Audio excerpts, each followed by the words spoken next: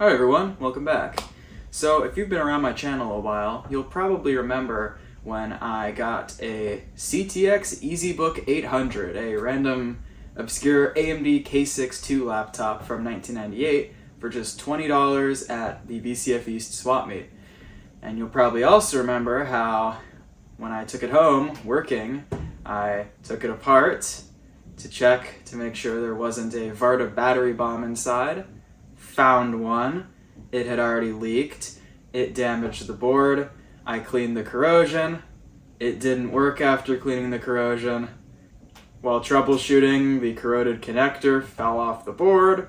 I tried fixing that. I made it worse. I gave up. So that board is toast. Never gonna work again. So I resigned myself, because I thought it was a cool laptop, I wanted another one, to just waiting until another showed up on eBay. Which never happened. There still hasn't been another one on eBay, despite there being two on eBay when I first started researching CTX. There have been none since then, and those are both gone. So, what am I going to do? Well, a friend of mine messaged me saying that there was one for sale in a Facebook group they were in, and it worked.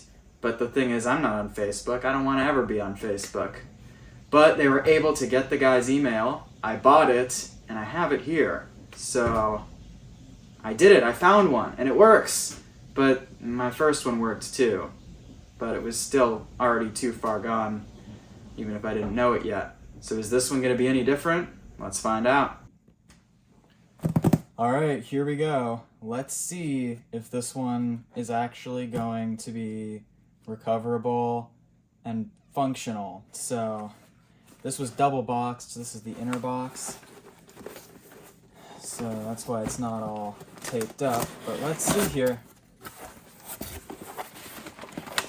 Okay. This is a very solid feeling laptop, which is, I mean, it's kind of unusual for a CTX laptop, and that's because this isn't really a CTX laptop. I actually just discovered this today. This wasn't made by CTX. Well, technically none of them were. Now you see CTX manufactured their laptops in-house through Veridata, which was a subsidiary of theirs that they bought in 1994. Veridata had been around since the late 80s making laptops, but CTX, when they wanted to get into the market, just bought them out, and then they were a subsidiary from then on. But I've seen two other Veridata laptops. I own two other Veridata laptops, a EzBook 700 and a Brother Emeritus A53. And they're both from like the same time, and this is from the same time as the other two, but looks nothing like them internally or externally. Well, I finally figured it out after suspecting for a while that it wasn't made by Veridata, that indeed it was not. Notice how on the bottom label here, this says CTX International Inc., EzBook 800 series, FT6730. I figured out what that model number means. Well, first of all, that it is a model number and not just some random number. But if you Google FT6730 laptop, nothing comes up. But I know who all the ODMs were at the time, so I started looking through the Wayback Machine at the websites of some that I haven't really researched much yet. And this is a Featron. I'm sure you've never heard of Featron, but that's what this is. Featron Technology Corporation. They were around from around 1991 to 2001, and this is a Featron FT6730, so that's kind of neat. But let's see if this one is going to have a Varta bomb. So yeah, Veridata isn't at fault for the Varta bomb. Go figure. Now, a couple things to note here. So first of all, general condition. It's in good shape. Looks like one of the PCMCIA doors is broken, but oh well. The rest of this, the port door on the back is there. Now my first unit was in really good condition, but then the hinge exploded and I need new display plastic. So I'm glad the display plastics on this are in good shape. It won't look really off to swap like beat up display plastics onto a good looking base, but I might just end up keeping this whole as one unit because that'll be easier. We're going to be very careful with the hinges. I'm going to open it once, and then I know they're deceptively easy to just break, so I'm going to go in there and JB weld them up before they snap. And the other thing is, when I looked closer at the photos of this, which I didn't have actually the link to the Facebook listing because it was in a Facebook group, not Marketplace.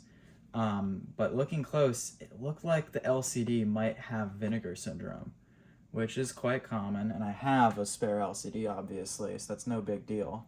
But it looked like it might have it on the rear film. I could just see something looked off about the LCD, so we'll have to see. But let's open this up, and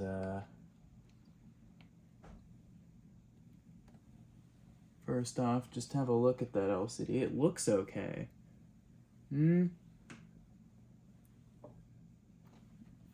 Yeah, you know what? That might just be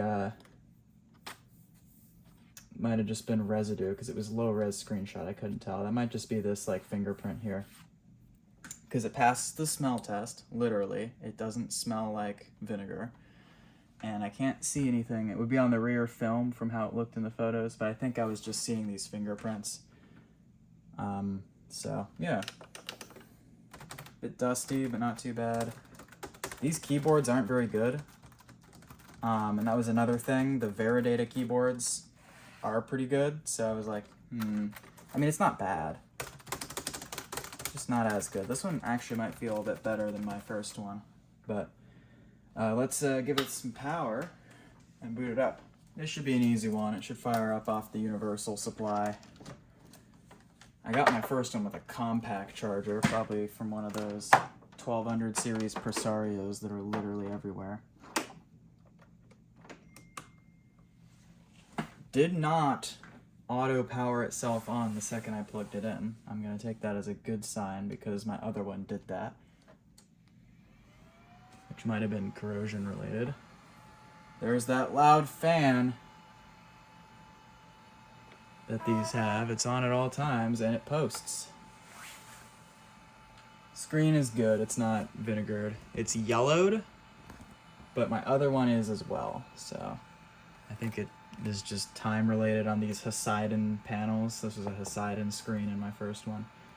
Obviously, date and time are wrong. That battery's dead. Only 16, not even.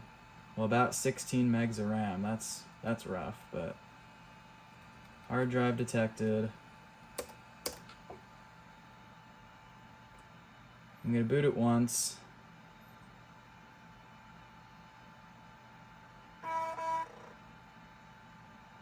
That fan is annoying. Maybe you can turn it off in BIOS. It's not really for the CPU, it's just general airflow. It's by the DC board.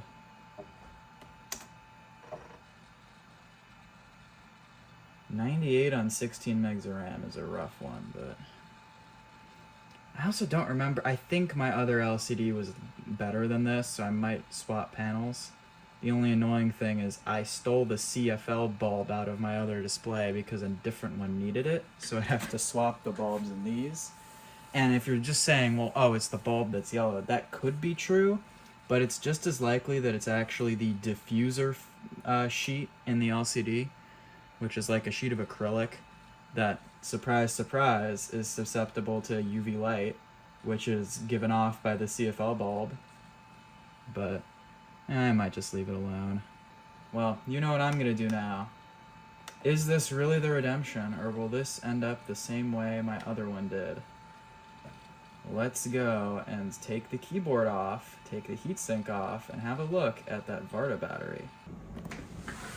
Okay, so this is another reason why I suspected this was not a Varta laptop, because the way you take this apart is different. The Vartas from this time have latches above the keyboard and the easy release.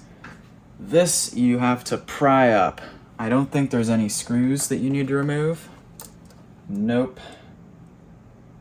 So this is a very annoying computer to work on as well. To get the top case off, to access the motherboard and stuff, you have to seemingly completely take the display assembly apart. Remove both these parts because you have to get this cover off to get to a screw.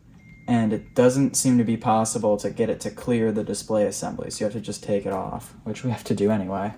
But I'm hoping that this battery won't have leaked bad enough for me to need to take it apart for a full cleanup. Okay. Oh, what?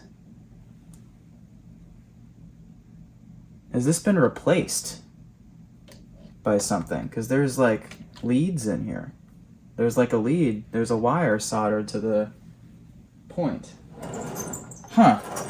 I mean, this was a guy in a vintage computer group. Maybe he had this apart before to do that. But that would surprise me. A lot of people don't check their laptops. Well, let's take the heatsink off and have a closer look at what type of battery is in here, because it wasn't keeping time, so whatever it is dead. Okay, let's see. Yeah. Huh. So there it is. It's a CR2032. Is there a diode? There's a diode, I think. There's... So... Oh man, no, that did leak. It looks about as bad as my first one. And I don't see a diode, actually. So I'll bet this is dead. Probably tried to charge this. I need to shine a flashlight in there. Yes, this is a tricky situation because I don't want the same thing to happen to this one that happened to my first one. Which is that connector back there that has some corrosion on it, cleaning it took it out. So let's first just see what voltage. This battery's stone dead. So yeah, that's probably because it's hibernation battery. So why was the use of a CR2032 in this laptop a problem? Well, here is an example of one of those nickel metal hydride Varta batteries that leak. This isn't the type that was originally in that EzBook. That EzBook uses a barrel battery, just like you'd find on an old PC motherboard. But this is a similar style. Now, this is a rechargeable battery, and it has a 60 milliamp hour capacity, right? 3.6 volts. So a lot of laptops used these as what was called a reserve or hibernate or suspend or bridge battery. They were called a million things. And what it would do is this would have enough capacity in it to keep the laptop alive in hibernation mode while the main battery pack in the laptop was swapped out. So if you had two batteries for your laptop, your first one was running low, instead of having to shut the laptop down and then swap the battery and then reopen all your stuff, you could just put it into sleep mode, swap the main batteries out, and resume right to where you left off. And that's why a lot of laptops have both a lithium battery and one of these in it, because the lithium battery would be used for CMOS backup and the Varta would be used for that reserve function. Now the EzBook only has a Varta, which meant that if they were using the Varta as a suspend battery, if you did just put it into hibernate mode, take the battery out and unplug it and left it for a few minutes, it would lose all the CMOS settings. But I guess that was a compromise they made. So what happens then if you replace one of these with one of these? Well, not good things, because this is a non-rechargeable battery. So the first time you put that laptop into sleep mode and unplug it, it's gonna drain this thing flat in about like only a couple minutes, and then your battery's already dead again. And worse, then it's gonna go and try to recharge this, which is bad because this is not a rechargeable battery. So now it's not gonna explode or anything, but it would probably get warm and could cause it to leak because it's not designed for that. And it certainly wouldn't work. So if you have like a PC board that uses one of these Varta batteries but doesn't use it as a reserve battery, just a CMOS battery, and there are laptops and desktops that did that, you can replace it with one of these if you put a diode in line with the battery that prevents the computer from trying to charge this. But judging by the fact that this battery, the Varta and that EzBook, couldn't have been replaced more than a few years ago, and this was already completely flat, that laptop clearly does use this as a reserve battery, so the only thing you could replace this with is another one of these. So that didn't really work. But it prevented it from getting worse battery corrosion, so I'm glad they replaced it. So yeah, this is missing the dot connector and the video in and out. So this is like a crappier version of this motherboard. So that is a bit of a shame because my other one had that stuff, but my other one's dead and this one works, so can't complain. This is, I mean, it's the lower spec of the two ones of these they sold. I mean, there were 4 configs of these, 2 AMD, 2 Intel. Of the 2 AMDs, this is the low-end one. My other was the high-end one, so I guess, I mean, I didn't think that any of these sort of features were an option, but I'm gonna have to update my page on this now because clearly they were. So no docking, no video in or out, but the rest of it should be the same. I'm glad I checked because this doesn't look good. I'll bet pins are gonna be broken here. Now this is not mission critical. This is just the PCMCIA card bus controller. But yeah, this is probably not gonna work. I'll bet some of these are gonna just be broken. But we'll have a look at this under my new microscope and see what it looks like. So let's do that. So part of the reason why I failed to fix my first board is because I couldn't see very well what I was doing, and now I can. So let's focus this in.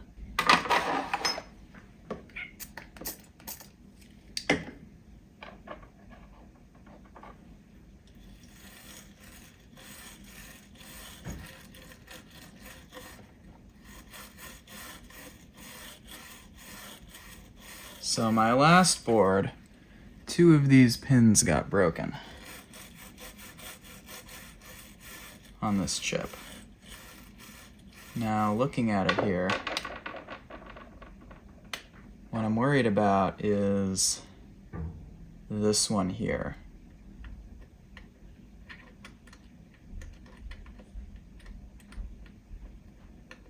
This one looks like it's intact. What about this? Hey, it's okay. Okay, alright, alright.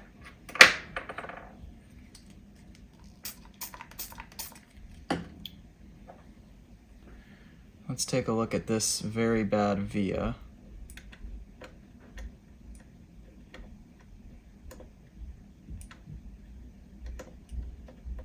And I can get video out direct from this thing, so at some point I'll figure out how to do that and get even better footage, but you can see what I'm doing pretty well here, so this will work for now. This is not as bad as I thought, so I don't expect PCMCIA will work, but I don't know, we'll see. We'll definitely test that. I don't use PCMCIA that often, just if I wanted to get it online, really. I need to just scrape this off, but I have to go about it the right way. I don't know what this V is for. It's the one that's corroded on the other side of the board.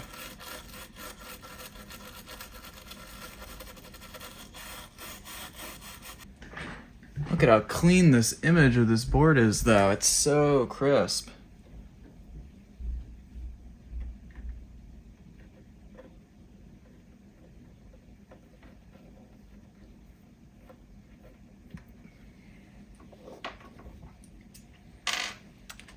Wonder if this...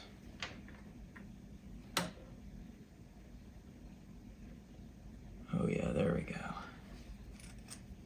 I mean, it's green all the way through. What are the chances that this is... I mean, it's clearly bad, so... But it was bad before, so it'll work with this bad via question is just, what did it do? Was it used for anything? It was bad, I'm sure, on my other board too, so I can't reference that. I'm satisfied with what we've done to this part of the board. That via there, probably bad. I should also check this one. I see copper. This one's fine. Let's flip this board over.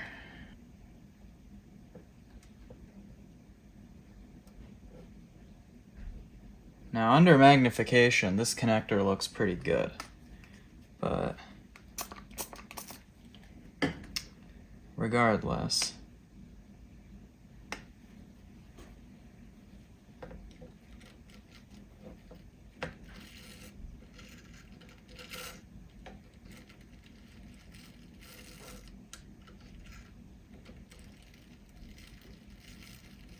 so this via, I mean, it looks okay. The trace might be bad though.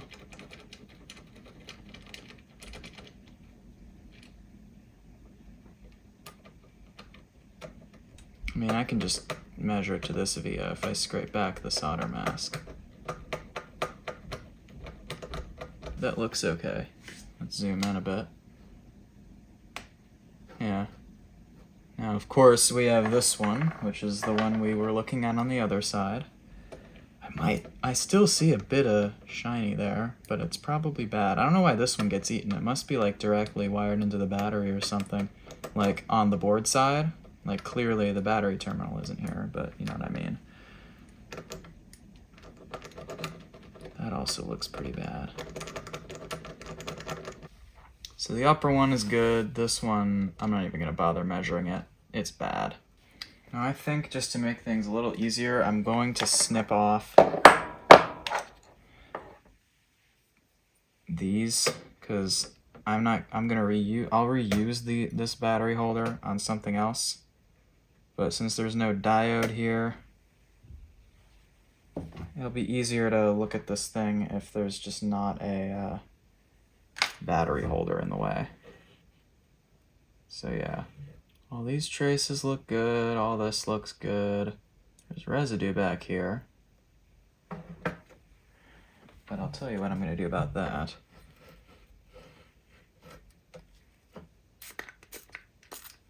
Once I get some IPA in there, I'm just going to take the paper towel, shove it down here and wipe.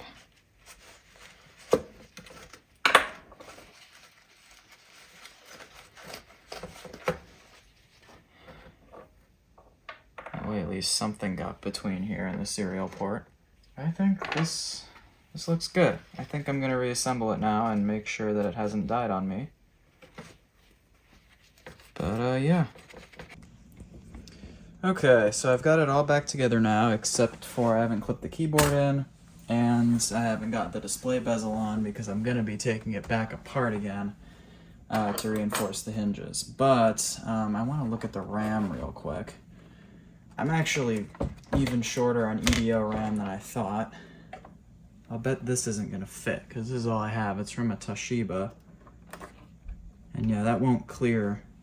So what I'm going to do actually here is I'm going to steal the module from the Toshiba this came out of that I upgraded, the Tekra, and put the original one back in. Because I'm going to use this more than I'm going to use the Tekra. That's snapped, this is bent, and this is missing one too. This is held in by this one bit. So what I'm gonna do is see if I can get this to clutch.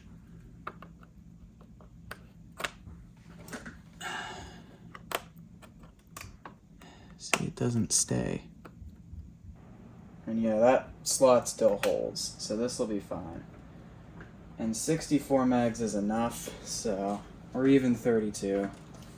But it's possible if I stuck a 128 meg SD RAM stick in that one slot, it would detect it, maybe. Depends on how it's configured. So I might still be able to max this out, even with one bad slot. Okay, posts. How much RAM is this? It is a 64. Nice. That's plenty of RAM. I did put my original EzBook's hard drive back in here. I haven't touched it. So let's see here.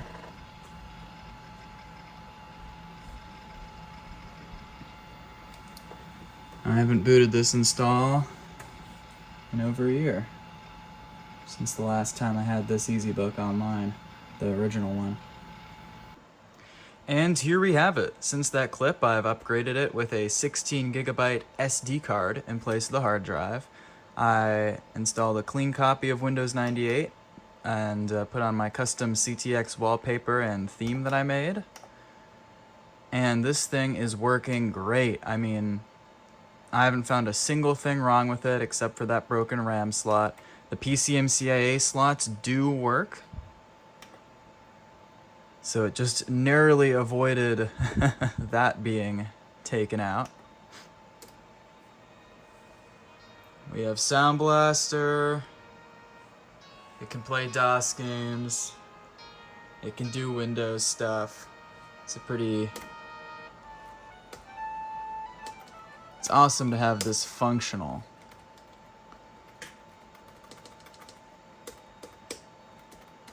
I'm just glad that I was able to find one of these laptops that works before it's too late, because, I mean, give it another couple of years. Give it another 5 years especially. That's around the time these are gonna start to go extinct if they haven't had that battery pulled. I mean, this one just narrowly escaped doom, so, you know, it's not good what's gonna happen to these. And it's not just this laptop, it's so many laptops from the 90s and early 2000s that used Varta batteries. Make sure you check yours while you still can.